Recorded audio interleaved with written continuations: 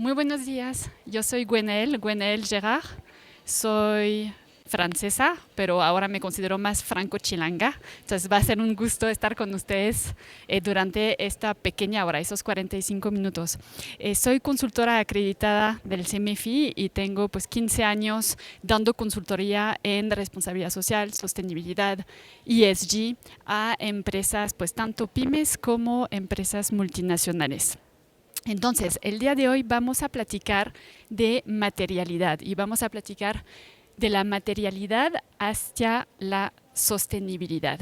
¿Por qué? Porque el objetivo de mi ponencia hoy es poder explicarles las bases de la materialidad.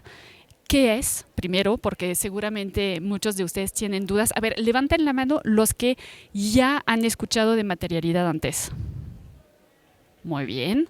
¿Quién ya ha hecho un estudio de materialidad? Como consultor o como empresa, levanten más. Ok, muy poquitos. Perfecto. Entonces, la idea es primero ver qué es un estudio de materialidad.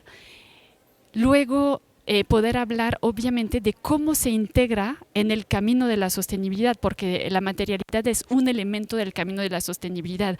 Una materialidad solita no nos sirve y trabajar en sostenibilidad sin hacer un estudio de materialidad tampoco nos sirve. Entonces vamos a platicar de cómo se integra. Y finalmente vamos a ver cómo hacer un estudio de materialidad sencillo. ¿Por qué digo sencillo? Porque hay muchas formas, hay muchas metodologías, hay muchos grados de alcances y entonces yo les voy a platicar de lo más básico para que cada uno de ustedes, si trabajan en empresas pymes, no sientan que no lo pueden hacer, sino que sea realmente un ejercicio alcanzable.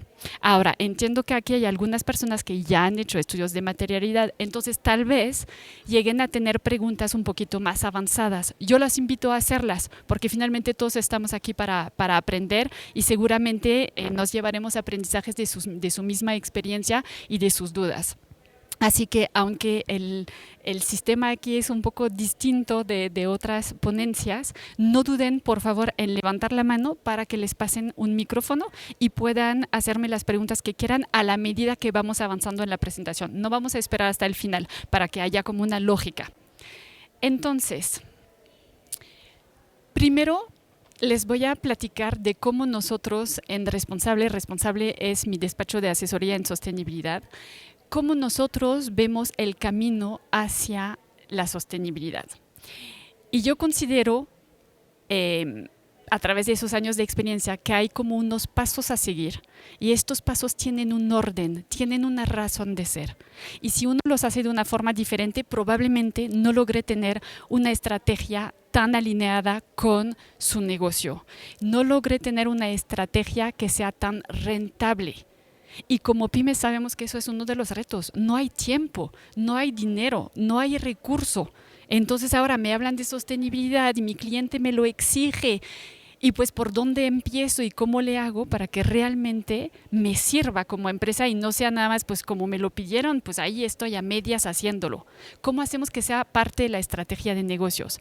Pues esos son los pasos. Nosotros en Responsable inventamos como esta metodología que se llama Resilio. Esta metodología Resilio trae pues tantos pasos como trae letras la palabra Resilio. La primera letra, si es que quiere avanzar, ahí está. Es la R de reflexionar. ¿Por qué? Porque el primer paso, como lo dice ahí, es reflexionar sobre cuáles son tus objetivos estratégicos al invertir en responsabilidad social empresarial. ¿A qué me refiero con eso? Yo siempre hablo de la agenda secreta del CEO o de la CEO. ¿Por qué? Porque todos cuando invertimos en estos temas tenemos atrás como que una razón de ser. Nada más que muchas veces no la decimos. Muchas veces solo está en la cabeza de la directora general, del director general, o está en la cabeza de los directivos, o está en la cabeza de quien está empujando el tema en la empresa. Pero necesitamos esa claridad del por qué estamos invirtiendo en sostenibilidad.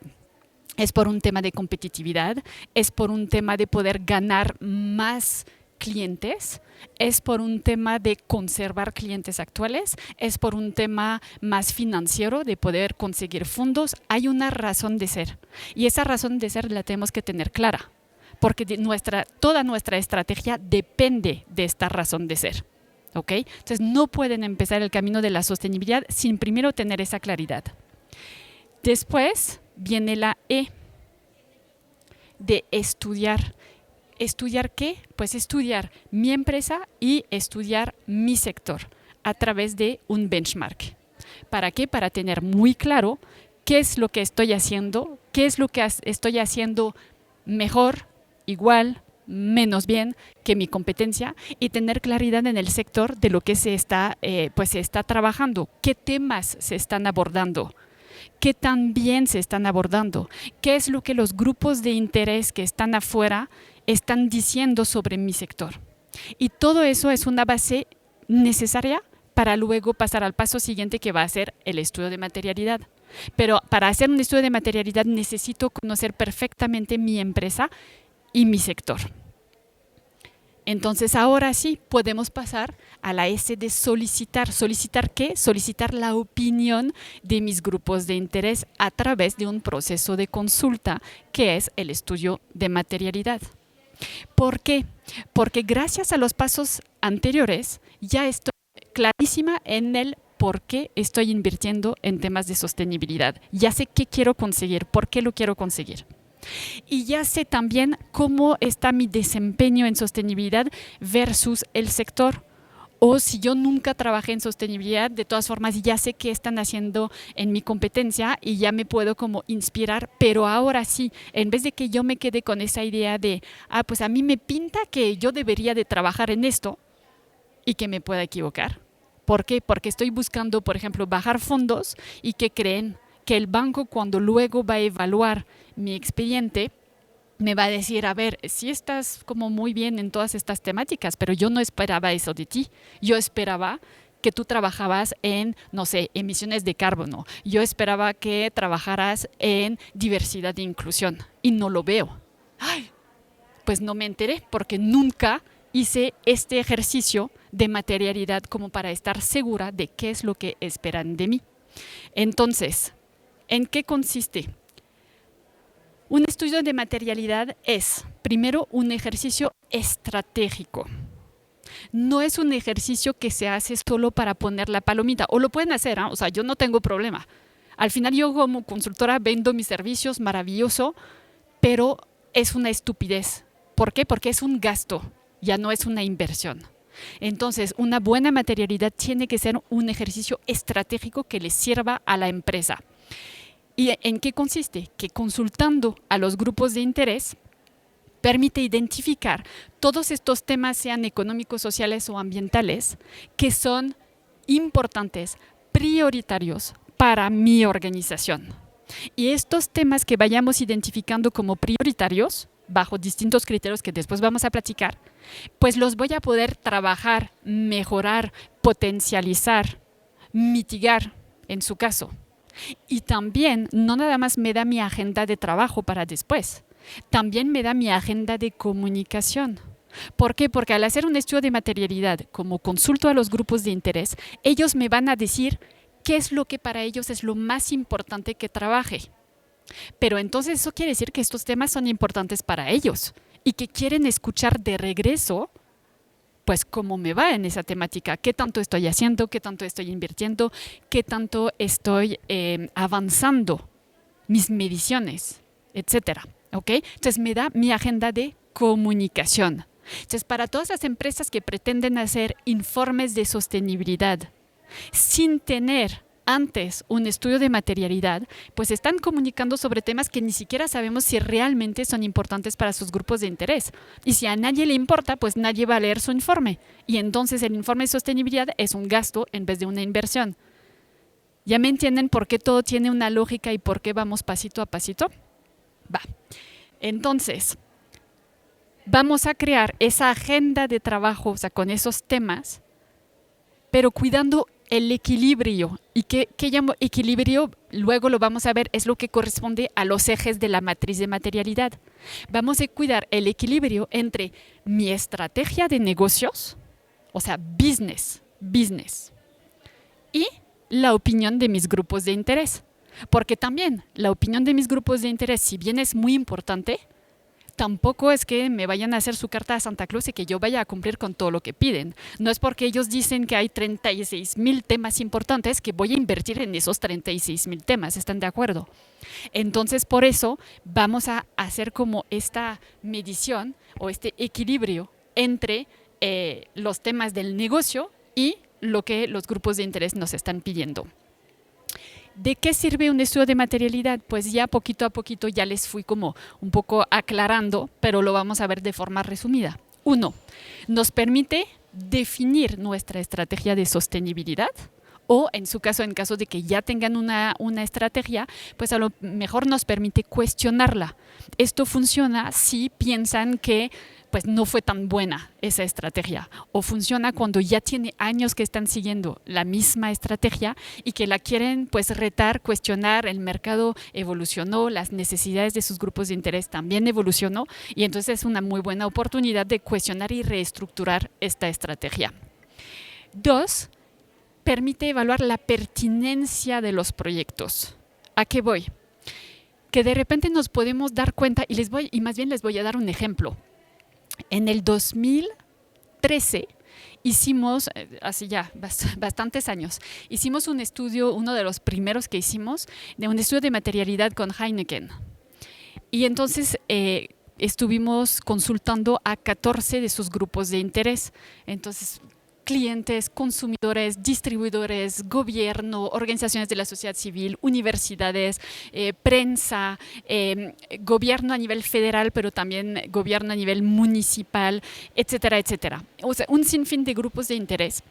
Y nos dimos cuenta que uno de los proyectos principales, más importantes y donde mayor inversión. Sí, ¿todo bien? Los veo que no escuchan bien. Uno de los proyectos en el cual estaban invirtiendo más dinero, o sea, hablo de varios millones de pesos, era una escuela de música. Heineken pagaba por el edificio, el mantenimiento, los profesores de música, o sea, todo el material para poder dar clases a niños de música. Y era su proyecto bandera. Y se dieron cuenta preguntando a todos sus grupos de interés. Uno, que nadie conocía este proyecto. Y dos, que a nadie le interesaba. Entonces, cuando hablamos de sostenibilidad, hablamos de ganar, ganar. Tiene que ganar los grupos de interés, tiene que ganar la comunidad, tiene que ganar el medio ambiente, pero también tiene que ganar algo el negocio. O sea, tiene que ser un equilibrio, porque si no, de todas formas, no puede durar. Entonces, en este caso, fue la gran sorpresa y entonces desapareció este programa y desde entonces toda la inversión, y hasta más, se volteó a un programa que se llama el Heineken Green Challenge, que tal vez han oído hablar de este proyecto, que ya tiene más de 10 años funcionando y que busca más bien fomentar los proyectos de innovación en temas ambientales. Entonces buscan todas las pymes, las startups que tienen proyectos interesantes en temas ambientales. ¿Por qué? Porque Heineken tiene el reto del agua. O sea, para ellos es muy importante todos los temas ambientales, porque sin agua no hay negocio. Entonces, pues fomentan que más empresas innoven en temas de agua y de medio ambiente. Entonces, es como que cierras el círculo entre tu inversión en temas sociales y ambientales y la razón de ser de tu negocio. Entonces, por eso les decía, les permite revisar la pertinencia de los proyectos. Y a lo mejor nos damos cuenta que un proyecto no está tan pertinente. Permite identificar riesgos también, porque de repente hay un tema que no teníamos en el radar y que sale que todos mis grupos de interés lo califican como muy importante. O a lo mejor solo un grupo de interés, pero ¿qué creen? Son mis clientes y me dicen que este tema para ellos es importantísimo y nunca he invertido en él, nunca he rendido cuentas. Entonces, identifico mis riesgos y puedo atenderlos. También me permite poder determinar en qué objetivos del desarrollo sostenible debería yo de pues invertir o buscar participar. Muchas empresas dicen, es que nosotros estamos buscando impactar en los 17 ODS. Perdón, pero una pyme no tiene los recursos para invertir en todo eso. Es imposible. Si lo hacen, van a hacer parches, ¿no? Un poquito en cada uno y ni van a tener como resultados muy concretos. Entonces, mejor veamos en qué sector estoy trabajando, cuáles son entonces los temas más importantes para mi sector. Veamos, crucémoslo con los temas que a mis grupos de interés les interesa y ya de ahí puedo determinar los 3, 5, 6 ODS en los cuales voy a contribuir.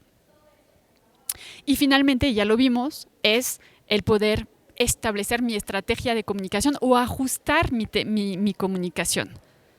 Porque a lo mejor yo estaba comunicando sobre ciertas temáticas o rindiendo cuentas con ciertas mediciones, pero que no son de interés para mis grupos de interés y hay otras cosas que sí les interesa y que si yo no les rindo cuentas, se van a quedar con la idea de que no estoy haciendo nada.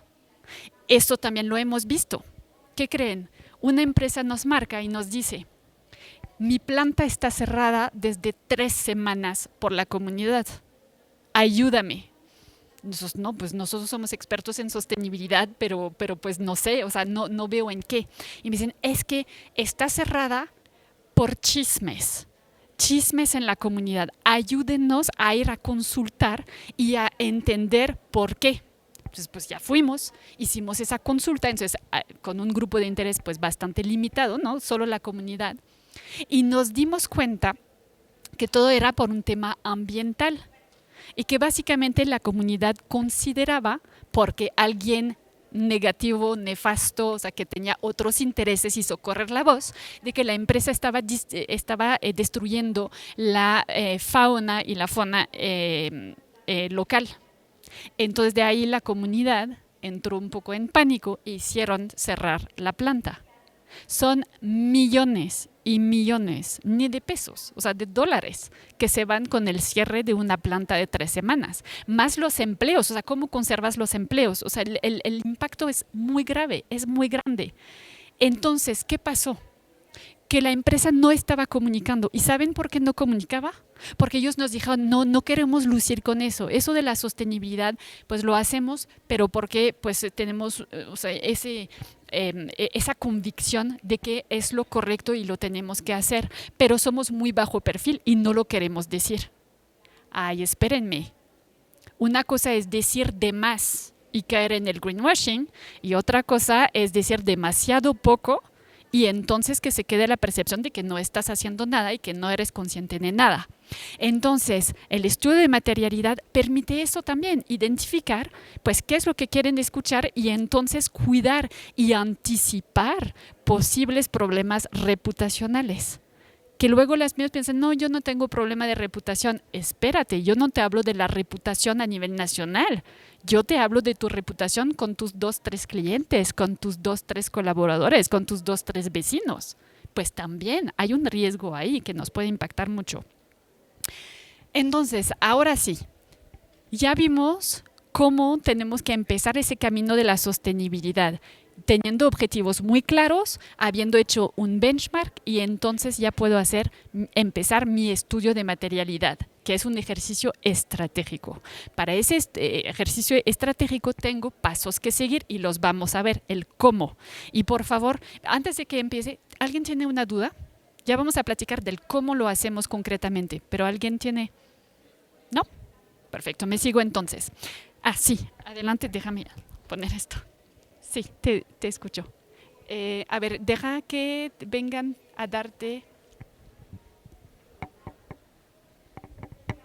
Te van a entregar un micrófono aquí. Levanta la mano, porfa, para que te vuelvan a ver.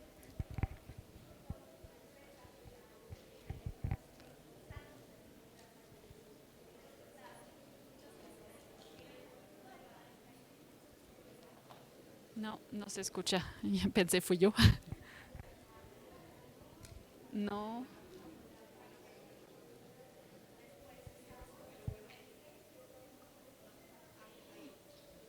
Ok, no pasa nada, yo me bajo. Voy contigo. Mejor. Gracias. Listo.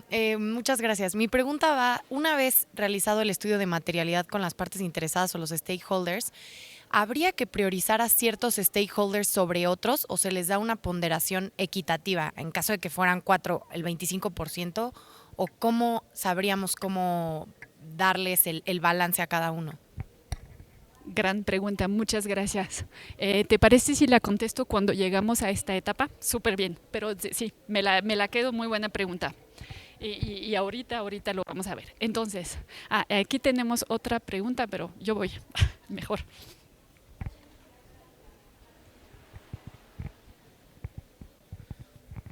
Eh, ya hicimos nuestro estudio de materialidad, pero ¿qué tan frecuente tenemos que hacerlo? ¿Es anual o qué tanto se recomienda? ¿O hay indicadores que nos dicen tienes que volver a hacer un estudio de materialidad porque los puntos de vista o los intereses de los stakeholders pueden cambiar? Muchas gracias por tu pregunta. Entonces, los estudios de materialidad, como es un ejercicio estratégico, se tiene que hacer con cierta periodicidad, es correcto. Pero tampoco sirve hacerlo cada año. ¿Por qué? Porque las expectativas de mis grupos de interés a lo mejor no cambian tanto. Entonces, más bien, yo pondría como regla hacerlo cada 2 años. Creo que cada 2 años suena bien, pero siendo muy conscientes de la evolución del mercado. Si le pones un COVID en medio, ya tu materialidad, pues ya no. Le pones un escándalo en tu sector, que salió así, un competidor tuyo salió, o sea, con alguna, no sé, algún tema ambiental que estaba escondiendo, que tenía, no sé, que echaba el agua en el río, o sea, algo salió igual.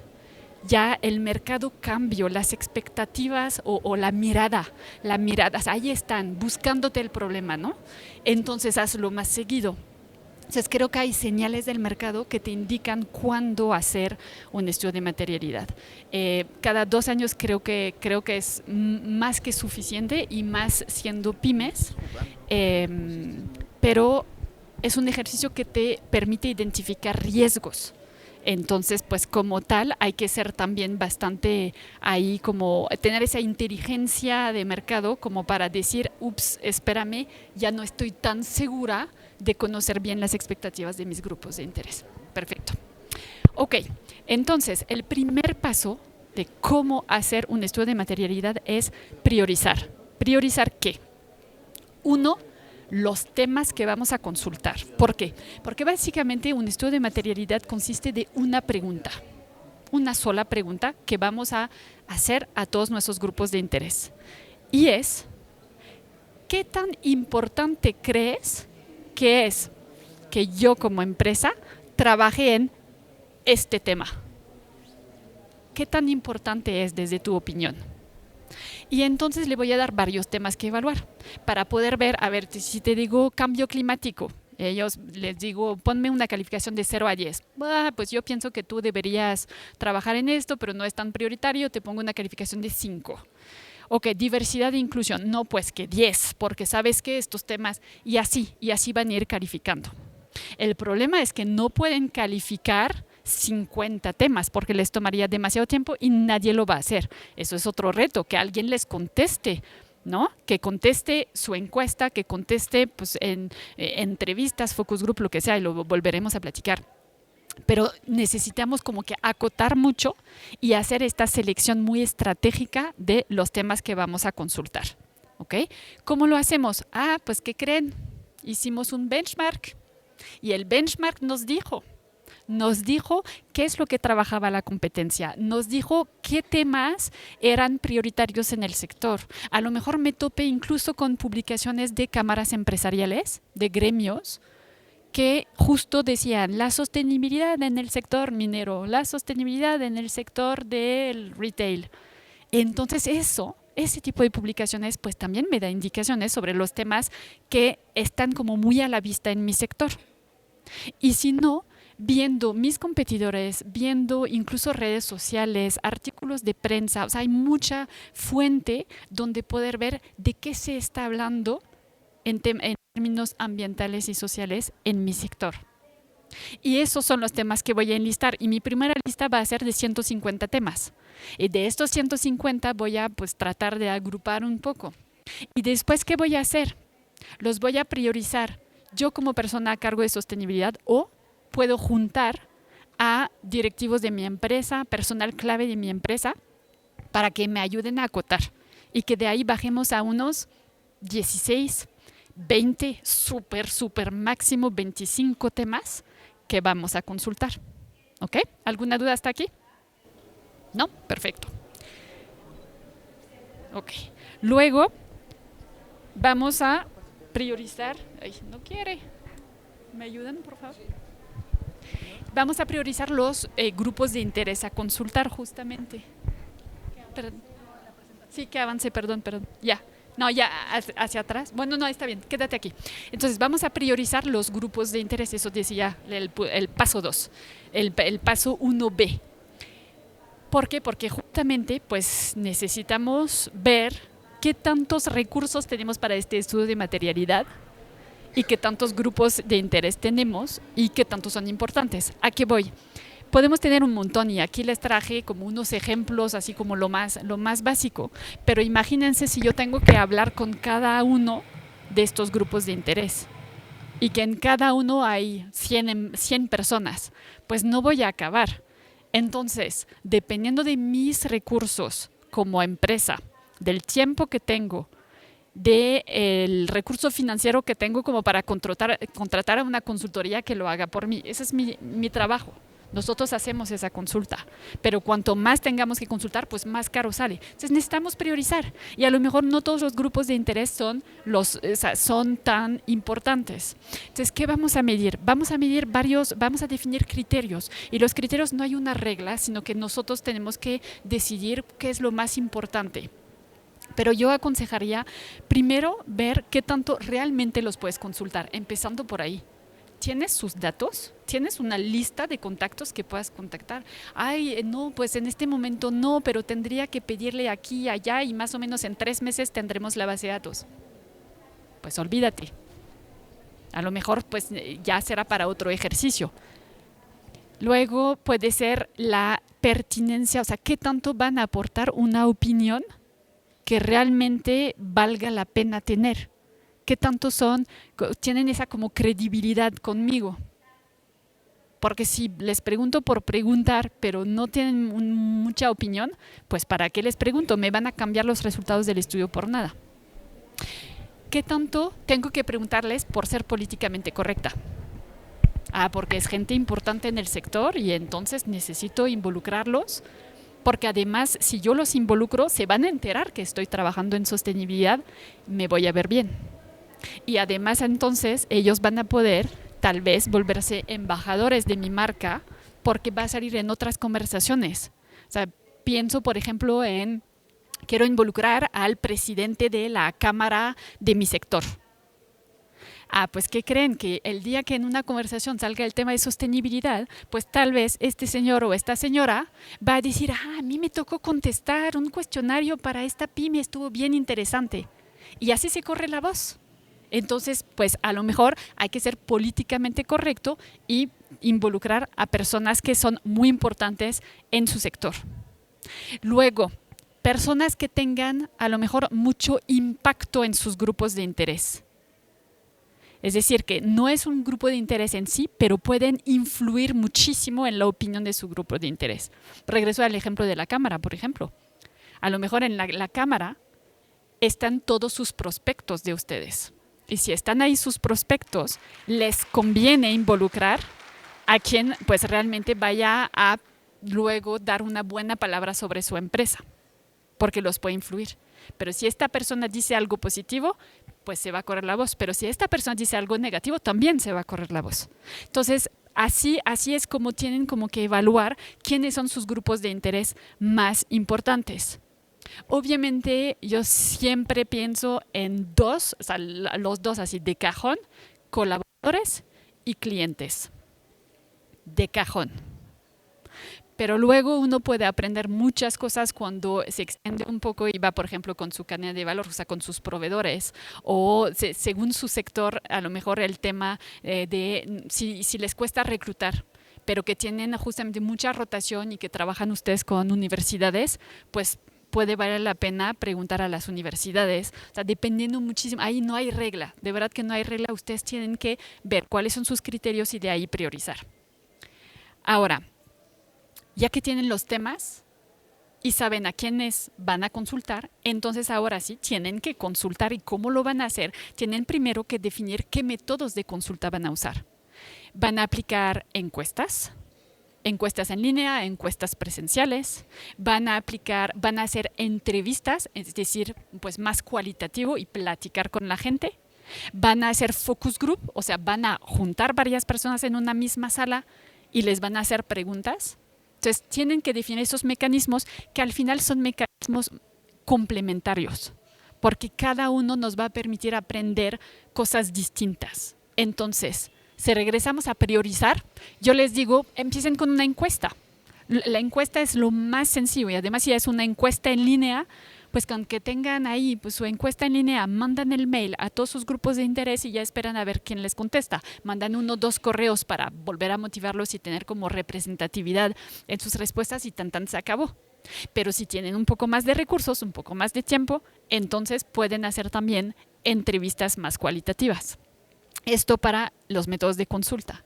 Y entonces ya finalmente aplican estos métodos de consulta. Hay ciertas empresas que deciden hacerlo de forma anónima. Es muy raro, pero sí lo hacen. ¿Por qué? Pues porque es mucho cuando intervenimos en sectores donde hay mucho conflicto o mucho escándalo, como lo hablaba hace rato. Entonces, por ejemplo, nos tocó con una empresa de petroquímica, donde fuimos a consultar la comunidad, gobierno local, etcétera, y una de sus plantas había explotado hace ya como 10 años. Pero ellos nunca se habían acercado así de mejor ni me meto, o sea, política de avestruz, ¿no? De mejor ni pregunto cómo me ven, porque seguro me ven muy mal, porque se me explotó la planta. Entonces fuimos de forma anónima. Y estuvo muy interesante ver los resultados y que en realidad ya como que se les había olvidado y habían perdonado porque ya tenían a otras empresas alrededor que eran mucho peores. ¿Okay? Entonces, pero sí parte de la consulta es también eso, saber cómo van a ir, si van de forma anónima o en nombre propio. Y nosotros como consultores, o sea, lo que hacemos es llegar diciendo, pues vengo por parte de esta empresa o vengo a hacer un estudio sobre las tendencias locales, bla, bla, bla, y ya nos inventamos algo y ahí nos metemos, ¿no? Y el tercer paso es ya analizar los resultados. Entonces, evaluar los resultados es más allá de la matriz, o sea, de hecho la matriz, o sea, viene después, crear la famosa matriz de materialidad, pero analizar los resultados es realmente poder analizar todo lo que lograron obtener de información a través de las entrevistas, a través de las encuestas y va más allá de la pura matriz. No duden en hacer cruces, en ver, mis clientes en particular que contestaron versus mis colaboradores que contestaron. Y ya de ahí ya les da la matriz de materialidad, que es el cruce entre la importancia para la empresa versus la importancia para los grupos de interés. Es decir, lo que calificaron mis grupos de interés es mi eje vertical, pero el otro va a ser las calificaciones que yo, como persona a cargo de sostenibilidad y que el personal clave de mi empresa haya puesto, diciendo, para nuestro negocio eso es lo más importante. Y entonces lo que sale más importante para la empresa y más importante para los grupos de interés es donde vamos a tener que colaborar. O sea, yo tengo que trabajar en ello, les tengo que rendir cuentas, igual y los invito a que sean parte de, y ahí colaboramos. Lo que es muy importante para mi empresa, pero no lo es para mis grupos de interés, no voy a dejar de hacerlo porque es muy importante para nosotros en términos de negocio. Entonces los voy a involucrar, explicarles por qué es muy importante para nosotros. Lo que es muy importante para mis grupos de interés, lo que es muy importante para los grupos de interés versus nada importante para la empresa es un área de riesgo, porque ellos esperan de mí que haga cosas. Por eso es minimizar el impacto. Tengo que estar súper consciente. Y ya el último cuadrante verde es monitorear. No es importante para nadie, pero si es un tema que elegimos, es que no sea tan poco importante. O sea, es un tema que en el sector está ahí y lo tengo que monitorear. Y entonces así se ve la matriz, o sea, ya llenada con mis puntitos, con mis temas. Y entonces me da los cuadrantes y ya sé en qué tengo que invertir. En qué temas, cuáles son los temas prioritarios a trabajar, cuáles son los temas prioritarios a comunicar. Ese es un ejemplo, ¿no? Y complicando un poco, porque me adelanto que alguien aquí vaya a hacer la pregunta, hay un nuevo, no tan nuevo, pero vamos a decir un nuevo concepto que es la doble materialidad, que hoy no voy a explicar porque ya es un nivel muchísimo más complejo y que implica tener una doble visión en el ejercicio. La primera es ver cómo mi empresa está impactando hacia afuera. O sea, ¿qué tanto mi empresa impacta en el cambio climático? ¿Qué tanto mi empresa está impactando en el desarrollo económico local? Entonces, es un tema de impactos. Mientras que la otra visión es la materialidad financiera y es ver cómo todos estos temas están representando un riesgo o una oportunidad financiera para mi empresa. Es decir, el cambio climático es para mí un riesgo. Pues ¿qué crees? Pues sí. Sí, porque yo estoy en una empresa industrial y tengo máquinas que tienen un mecanismo para resfriar los motores y necesito agua y justo estoy en una zona que, o sea, tiene agua pero como que no mucha, o sea, podría llegar a faltar en algunas estaciones, o sea, en algunos momentos del año y en el futuro pues quién sabe. Y si ya no hay agua, ya no puede enfriar el sistema. Si no enfría el sistema, yo no puedo producir. Si no produzco, no puedo vender y cierra mi empresa. Entonces, ¿qué creen?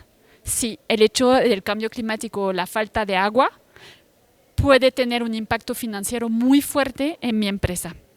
Entonces, la doble materialidad es cuando vamos justamente haciendo este ejercicio, pero de una forma más compleja y analizando ambos aspectos, los impactos que mi empresa tiene en el planeta y en la sociedad y cómo los temas del planeta y la sociedad pueden impactar financieramente a mi empresa. Y como no lo voy a hablar hoy, pero que justo el jueves tenemos un webinar sobre el tema, si están interesados en saber más, pero ya les digo, es un webinar complejo, o sea, técnico, pero el jueves justamente vamos a dar un webinar sobre la doble materialidad para quienes estén interesados en registrarse. Muchísimas gracias a todas y todos.